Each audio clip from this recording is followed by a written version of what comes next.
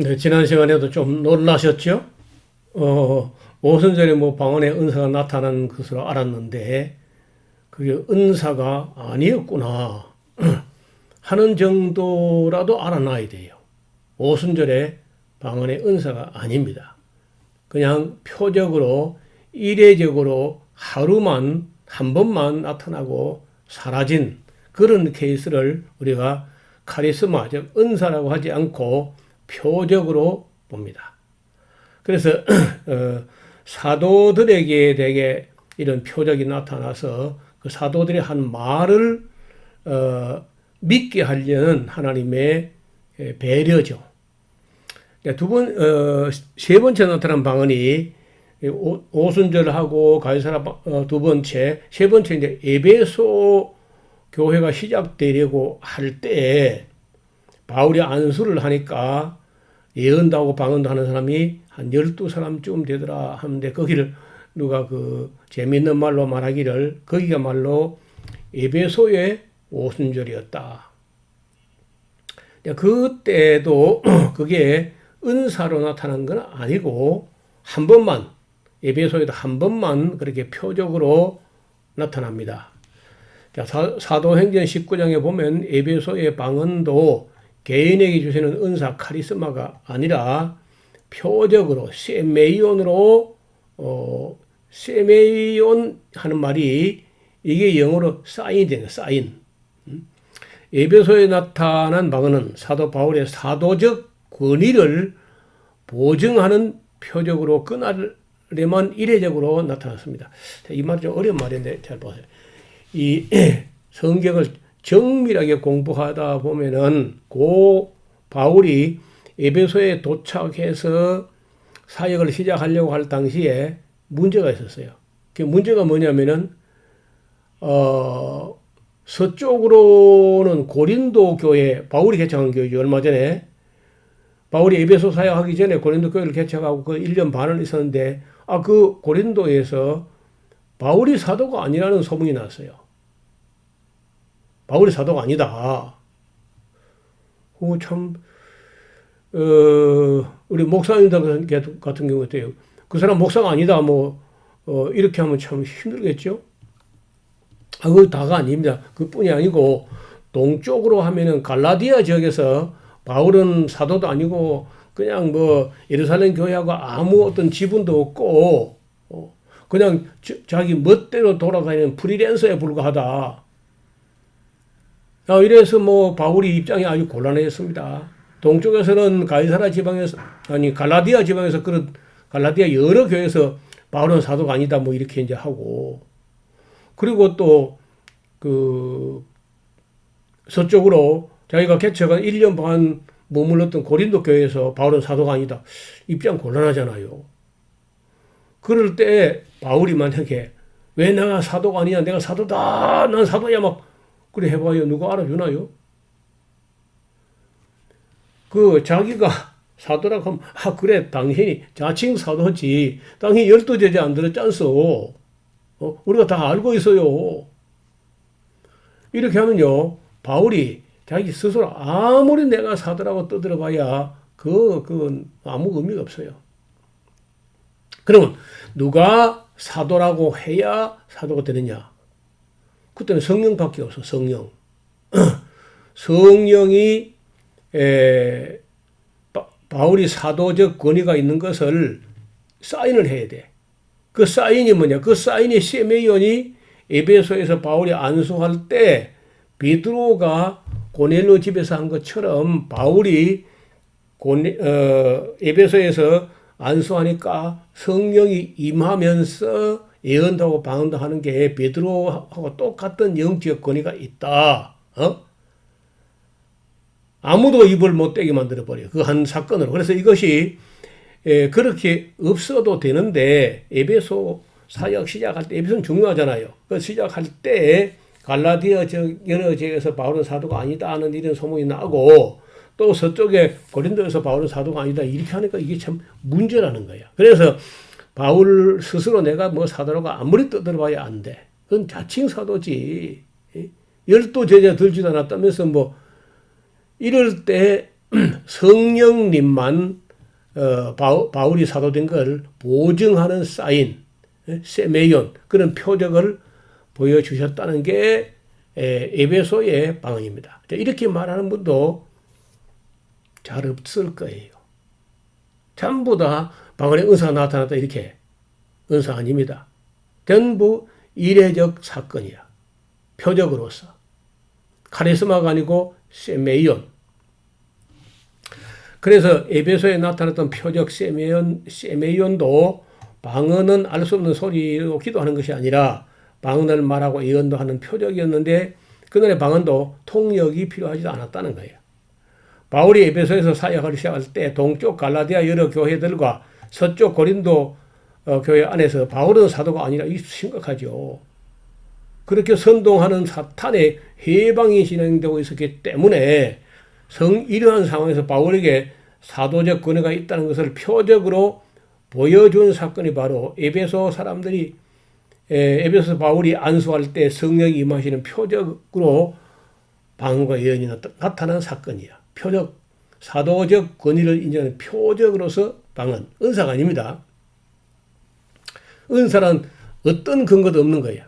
이렇게 말하는, 즉 다시 말하면 오순절이나 가이사라 방언이나 에베소 방언, 방언이 나타났지만은 그런 방언들이 개인에게 은사로 주어져 가지고 평생 활용할 수 있는 그런 능력이 아니고 그런 탤런트나 그런 카리스마나 이런 게 아니고 그날 성령 강림하시는 날 오순절에는 성령이 강림하셨다는 표적. 그리고 이제 가이사라 방언은 이방인에게도 유대인과 차별 없이 성령 부어주신다는 표적.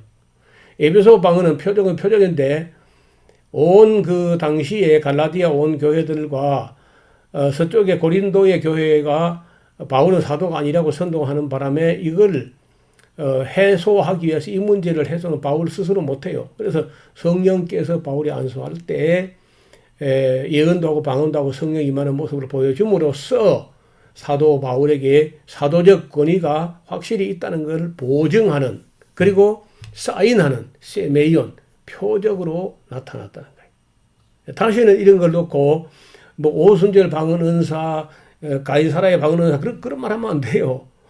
에베소의 방언 은사 아니야. 다 한 번 나타나고 사라지는 표적으로 나타났다는 거예요. 이게 답니다. 자, 사도행전에서의 방언은 이 이상이 아니야. 이게 답니다. 그걸 잊지 말아야 돼요. 그 다음 이제 우리가 남은 건 한 개 남았는데 그 한 개가 쉽지가 않습니다. 그 한 개가 어디냐면요. 고린도 교회 방언인 거예요. 고린도 교회. 그래서 우리가 조금 시간이 가더라도 고린도 교회는요. 좀 정밀하게 들여다봐야 돼요. 그 안에 있는 모든 내용들을. 그러면은 여러분도 아마도 저와 같이 현대교회에 난무하는 방언은 성경적으로 인정될 만한 어떤 근거도 없다는데 공감하게 될 겁니다. 자, 이야기를 좀 더 해보죠. 방언이 누가 하늘의 언어라고 떠드는 사람이 있어요. 방언이 정말 하늘의 언어인가 사람의 언어인가. 여러분 중에 방언이 아직도 하늘의 언어 뭐 천사의 언어 이봐요. 천사의 언어는요. 천사들 하게 놔둬. 사람은 사람의 방언만 충분해. 사람의 언어. 그래서 이 문제도 절대 가벼운 문제가 아닌데 잘 봐요. 하늘의 언어인가 사람의 언어인가 봅시다. 이봐요. 여기 오순절에 예루살렘에 모여든 경건한 유대인들이요. 우리 스스로 말하기에 우리는 바데인, 파르티아인과 미데인과 메소포타미아, 엘람에서 왔고 가파도기아, 폰투스, 비두니아, 부르기아, 아시아, 로마, 밤빌리아, 그레데, 리비아, 애굽, 아라비아에서 온 사람들이다. 하늘의 언어가 아니고 이런 지방에서 실제 사용하는 언어로 갈릴리 사람들인데 이런 방언들로 헤테라이스, 글로사이스 다른 방언들로 말하는데 갈릴리 사람들이 이 15가지 언어로 말을 하니까 놀랐다는 거 아닙니까? 그래서 이 사람들은 이제 돌아갔을 거 아니야? 이 사람들이 그 오순절까지 지키고 돌아가는데, 이 보세요. 파르티아 같은 경우는요, 낙타를 타고 그렇게 오는데, 아마도 한 6개월, 8개월, 그 정도 걸려요. 여기 지금 엘람 이런 데서 와도 이게 보통 한 4개월 걸립니다. 평생에 한번 예루살렘에 순례하고 예배하러 오는 겁니다. 그 소원이야. 뭐 좀 지나가는 말이지만은 만약에 바데 이런 데서 파르티아에서 예루살렘까지 온다 하면은요, 그냥 오는 게 아니고 엄청난 준비를 해야 돼요. 오늘날 뭐 그 항공권 하나 비행기표 하나 끊으면 그냥 달랑 가는 그런 게 아니고 낙타를 타고 옵니다. 또 낙타가 한 마리만 타고 오다가 그거 병나 버리고 발병 나면 그 중간에 그저 큰일 나잖아요. 그래서 자기가 타는 낙타 한 마리, 그리고 짐 싣고 여기 이 먼 길 오가면서 먹고 마시고 입고 뭐 자고 하는 그런 침구, 의복, 뭐 소모품, 식료품 이런 거 싣고 가는 낙타 또 한 마리, 스페어 낙타 한 마리. 그래서 한 사람이 낙타 한 3마리 정도는 준비를 해야 출발할 수 있어요. 요즘 같으면요, 자동차 3대는 해야 돼. 그런 얘기야. 그런데 그것도 혼자 가다가는 또 도중에 강도나 도적을 만나면은 낭패야. 그래서 이 적어도 이런 계획을 세울 때 한 20-30명 정도가 가는데, 그러면요, 낙타가 한 사람당 2마리, 3마리 하고 한 20-30명 이러면요, 큰 떼를 무슨 상단 카라반 같이 그렇게 이루어서 가는데 그 7-8개월 그 가서 머무르는데 2개월이야. 왜냐면은 6월절 전에 와서 숙소 정하고 이제 해가지고 6월절 명절 지키고 온 김에 6월절 지나서 50일 더 지나가지고 오순절까지 보고 가려면은 예루살렘에서 체류하는 기간만 최소 50일 이상, 그건 2달 가까이를 머물러요. 그리고 가는데 또 8개월 걸려요. 그럼 16개월에다가 2개월 하면요, 18개월, 그건 20개월 정도 걸리는데, 그러면은 그 경비가 요즘 돈으로 하면요, 몇천만 원 해야 돼. 그리고 그 먼 길 가다가 갔다가 정말 돌아올 수 있을런지 목숨을 걸다시피 하고 이 먼 길을 온다고. 근데 여러분, 그 해의 6월절은 예수님이 십자가에 못 박힌 해 6월절 아닙니까? 그래서 메시아가 왔다는 소문을 듣고 더 많이 모여옵니다.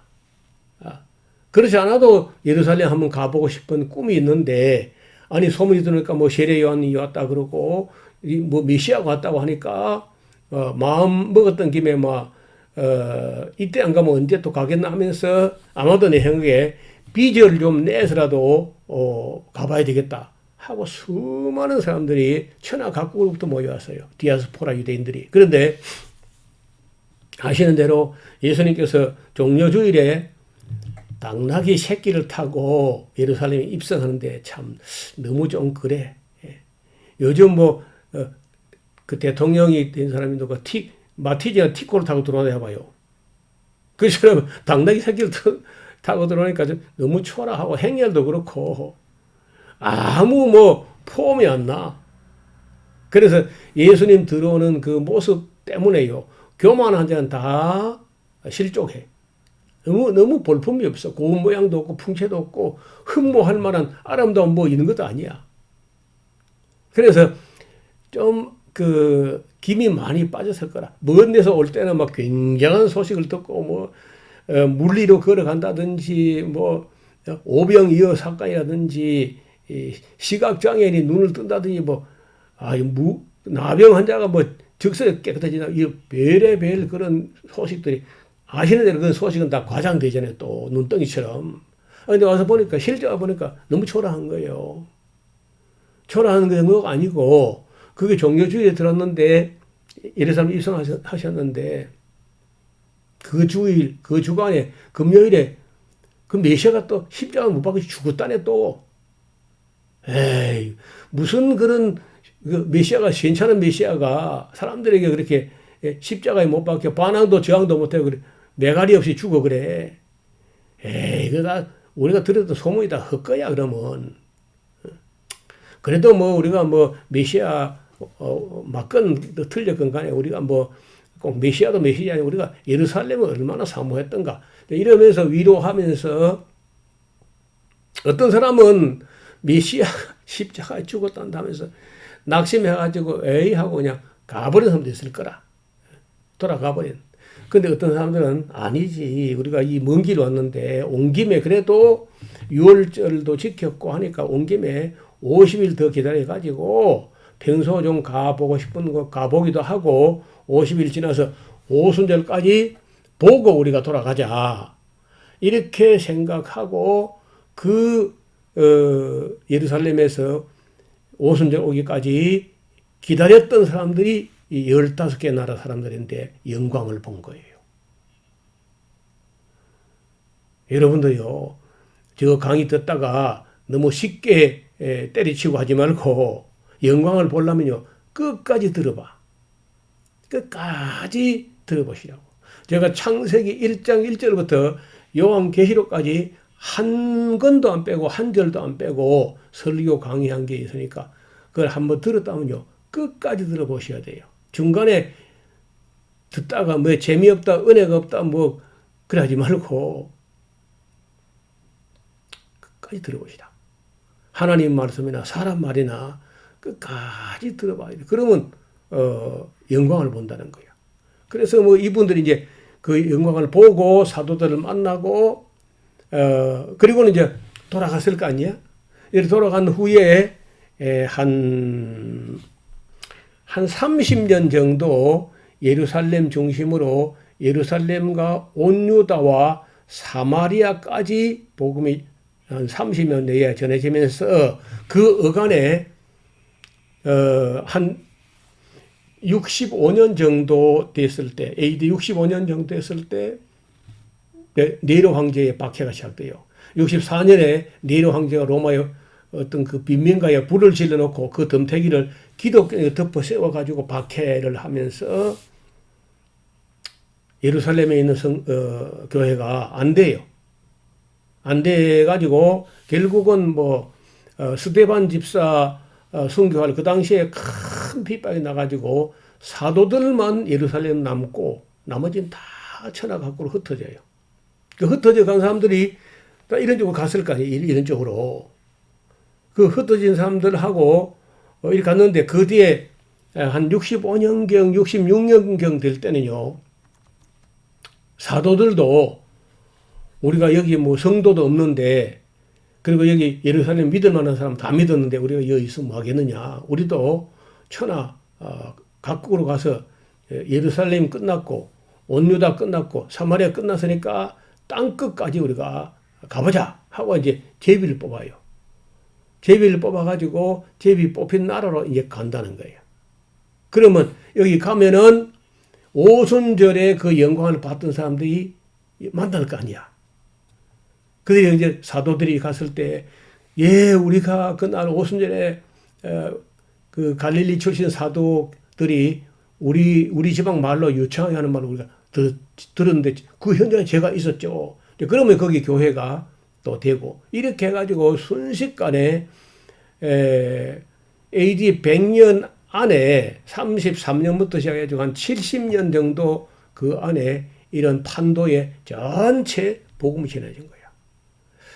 여러분, 이거는요, 복음을 전하기 위한 하나님의 큰 표적이고 은혜지, 그것이 개인이 뭐 방언 기도하는 은사가 주어진 일인 게 아니라는 겁니다. 전혀. 그래서 사도행전을 정직하게 또 정밀하게 공부를 해야 돼. 그래야 방언에 대해서도 엉뚱한 소리 하지 않고 바른 말 할 수 있는 거죠. 자, 이것이 방언이 하늘의 언어가 아니고 땅의 사람의 언어였다는 거 잊지 마시기를 바라고, 나중에 이제 고린도 교회 문제는 따로 할 겁니다. 따로. 이거하고 연관 짓지만 다른 문제예요, 전혀. 전혀 별개의 문제고, 그건 아주 특별한 문제이기 때문에 고린도 교회 문제를 맨 나중에 다루면서 일단은 우리가 지금 사도행전에 나타나던 방언, 오순절 방언, 가이사라 방언, 에베소 방언, 그런 방언들 모두가 개인에게 주어지는 은사가 카리스마가 아니라 그 어떤 목적을 가진 표적으로 세메이온으로 나타났고 다시는 그런 일이 일어나지 않았다는 겁니다. 오늘은 여기까지 말씀드리고 이 다음 시간에 또 같이 공부할 부분이 있습니다. 다시 만날 수 있기를 진심으로 바랍니다. 오늘도 함께해 주셔서 감사드립니다. 다른 분들에게도 우리 영상 주소를 보내서 널리 알려주시기를 바랍니다. 제가 여러분이 잘 들어주시길 바라는 마음으로 그 수익 같은 거 내지도 않으려고 광고도 싹 안 하는 걸로 그렇게 영상을 제작하고 있습니다. 감사합니다.